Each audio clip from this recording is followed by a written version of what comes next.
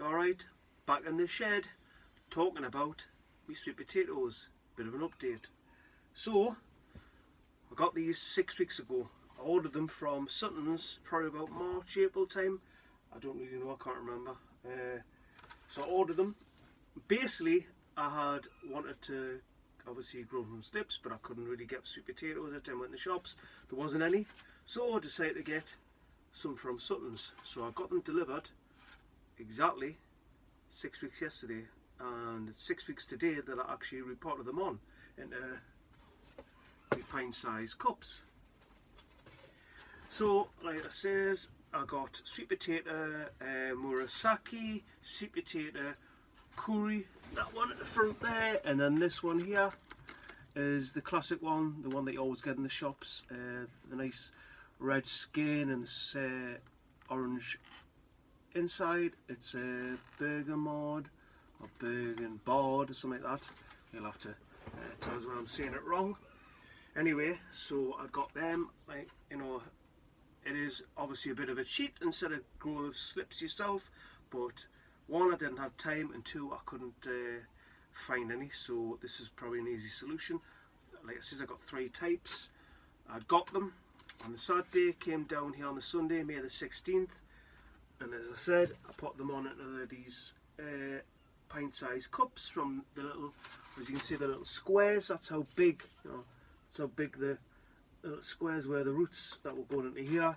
I could see the roots were coming into there, and then potted on these about 2 weeks ago. And bearing in mind the heat's been absolutely fantastic, so as you can see,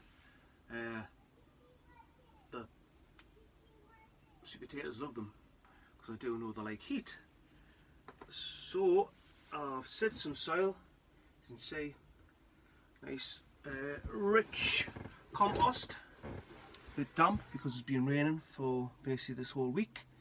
See, it's gorgeous, you can't complain about that.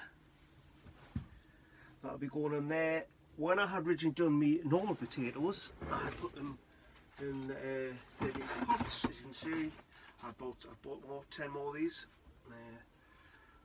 Oakland, £36. You get a little cord, and you get them for £30 if I can find it. And if you ask on the comments, I'll try and see if I can find it for you. I'd got it off a bloke called Dean Roberts, fantastic. Spread the joy, Dean did, with a code. So I put my normal potatoes in these with chicken manure on the bottom, not fresh, well manured on the bottom, a bit of potash, and the potatoes in, and obviously not full, and built it up as they come through. Next year I'm going to just basically fill it to the brim, you know, planning on doing that. So I'd done that, and then I had seen videos of people saying that not to put chicken manure, because what it does, it encourages more leaf growth, because I've got a little bit in here, than it does potatoes. Whether that's true, I don't know, because every time my dad used to do them, he used to always put chicken manure, well, chicken manure with potatoes. So whether that's just a myth, I don't know. You know, I see a lot of the blokes here put chicken manure with the potatoes, and I've done it for years. So, you know, let us know if that's a myth or it's true. I don't know, because it says the nitrogen in the chicken pellets basically encourages more green than it does the potatoes. So I'm just basically going to use just normal compost that I've saved. Once I go so far and I've put the sweet potatoes in, I'll put a little bit of this at the bottom of the sweet potatoes where the roots are, and hopefully they'll produce some sweet potatoes. So going on to next year, I'll see how successful these are. I'm hoping they're okay, because bearing in mind I'm 8 miles north of Newcastle. I'm in Northumberland, so you know, it's a bit cooler up here. You know, I have had some fantastic weather in the last 3-4 weeks, and you know, a lot of my plants have responded to that, and they've gone absolutely crazy, mental. But unfortunately, the weather's changed like it normally does. You know, I'm going to work and it feels like it's winter again. So I can imagine what the plants feel. It's like being on holiday for 2 weeks, absolute glorious sunshine, and then you come back home and it's freezing. So whether it affects these sweet potatoes, I don't know, because they will be going in 30 litre pots and will be kept in the polytunnel, so it's a bit of protected environment in there, so this should be a bit better. So we'll see whether to produce potatoes, or how big they are, how many. There'll be 3 pots per 30 litre pot, and I've got about 18, so it'll be 6 pots. So I'll have to sieve some more soil, so I'll be doing that. And I haven't really looked at how long it takes for the potatoes.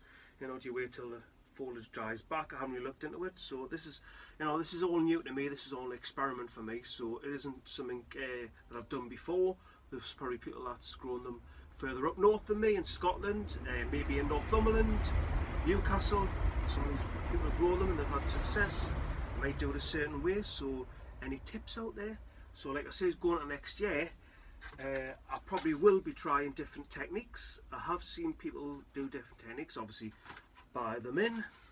I've seen people put the potatoes, above the water, so they get a little bit of root and the slips come off, and they cut them off and they put them into the water and then they root and blah blah blah. But then I've seen other people basically just get the sweet potato.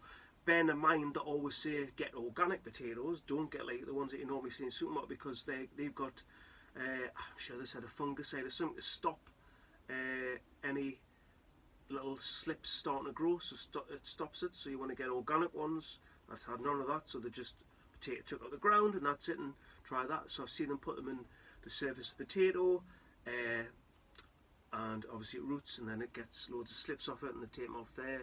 But I'm sure I've seen some people basically just do that and just bury the potato and let them just grow like that. So I'm going to try different ways next year.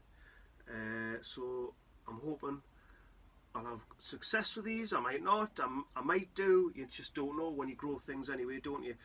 And I always say it depends on where you live, the heat, the weather, your soil. It depends on a lot of things when you grow stuff. So I'm hoping, I inspire you to try it.